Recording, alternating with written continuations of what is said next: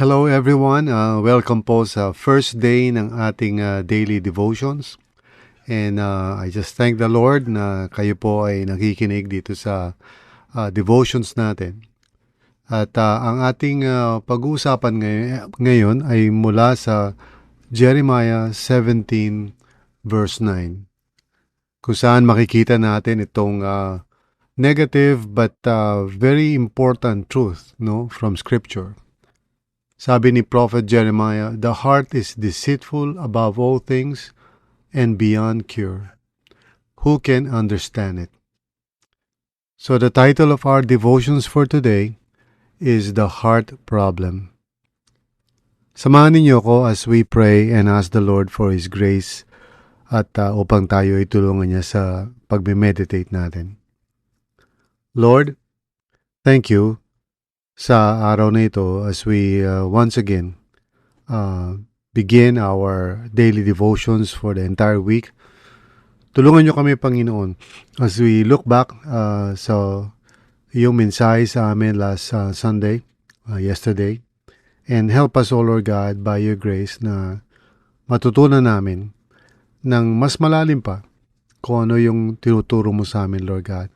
So, maraming salamat, Panginoon. We trust you that you will help us to really see and understand the truth.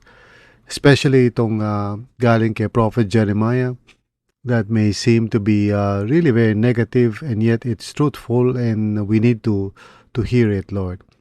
So, tulungan niyo kami, Panginoon, to understand it. In Jesus' name, amen and amen. Well, let's begin by reading yung explanation natin for our devotional. Before God can make your heart better, He first shows you what is wrong with it. The Bible says your greatest problem is not outside you but inside you.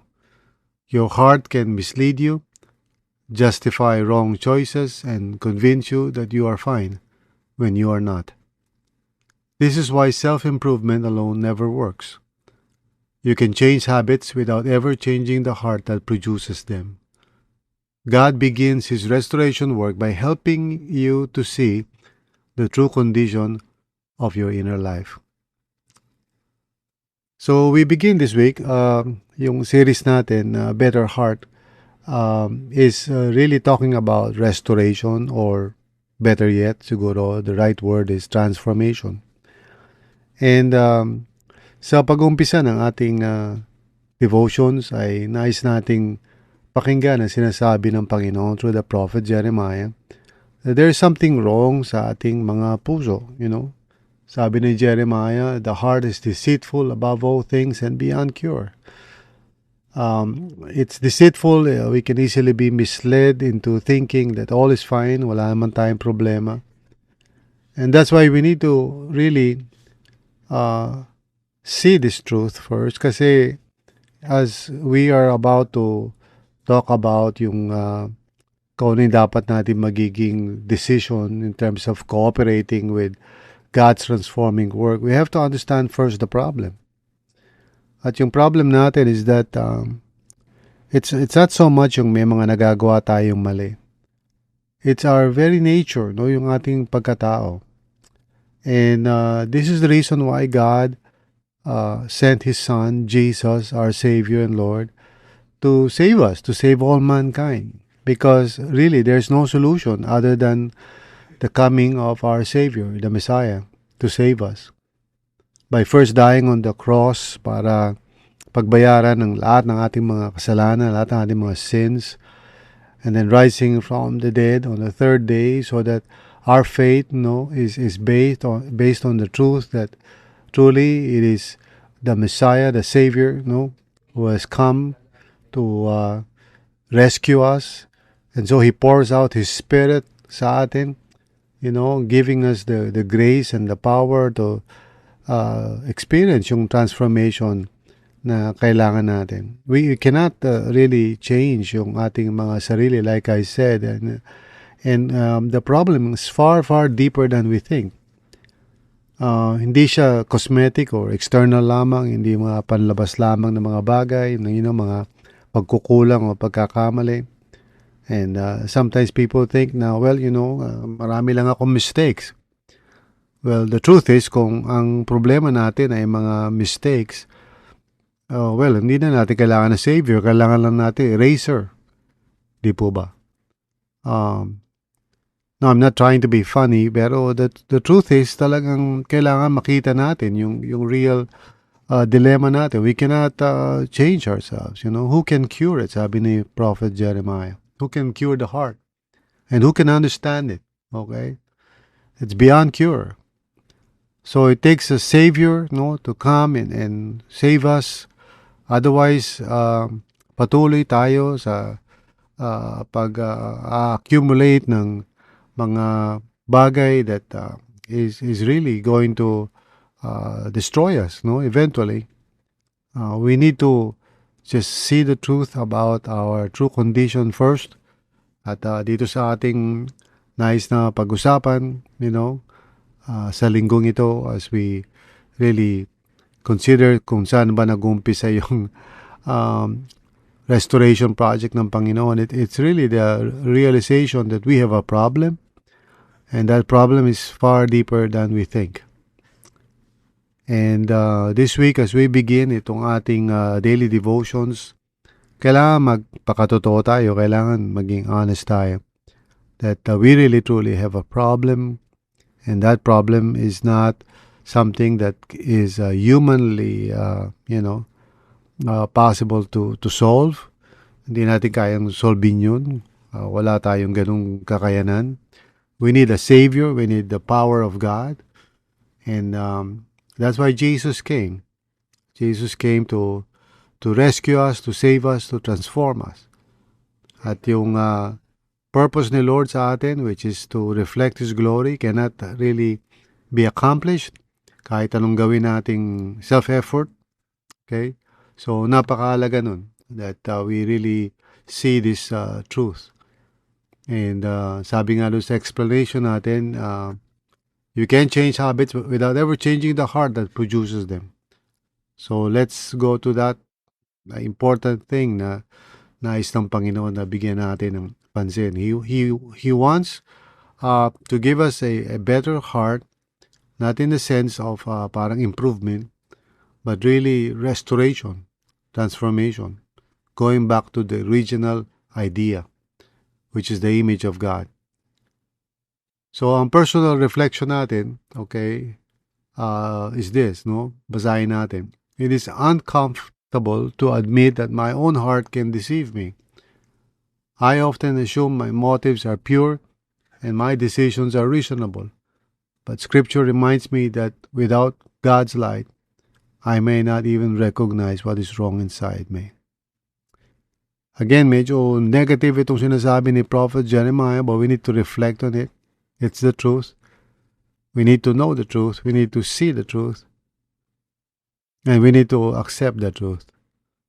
It may not feel good, when you think about it, na parang hopeless and helpless tayo. But unless we see that, hindi tayo makakapag-cooperate sa Panginoon sa nais niyang gawin sa buhay natin for as long as we're denying the reality that our problem is far deeper than what we think.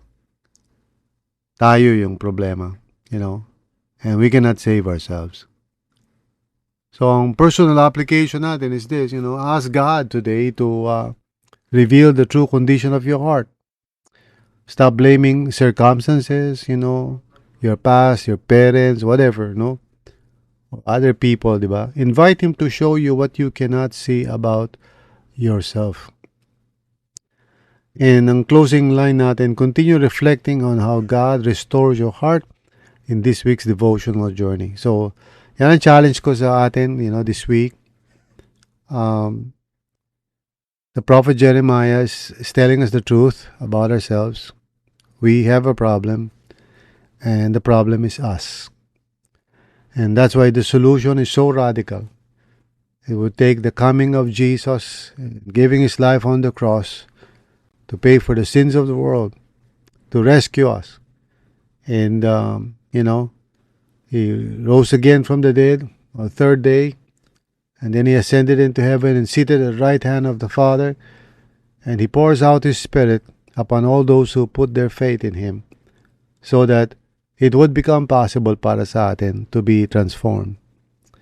This is the good news. Posible na ngayon to become the kind of person that God truly intends for us to be because of Jesus, because of what he has done and what he is doing right now in our hearts and what he will do even in the future. So our hope in the Lord, is secure. And if you're trying to find your way in the world, you're trying to make it in the world, it's a frustrating journey. It would not end well.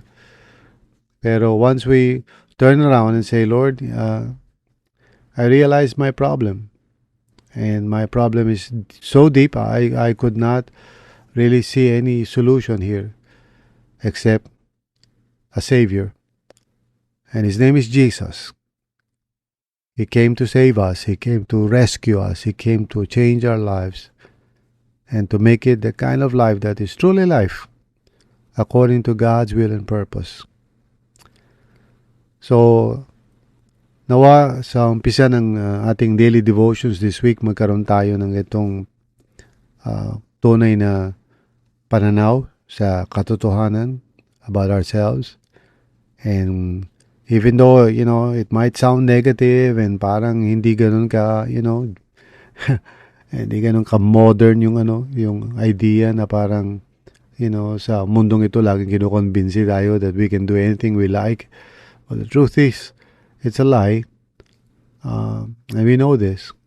We know this by experience. We see this in people. Kahit na tinatry nilang gawin to change themselves, it won't work.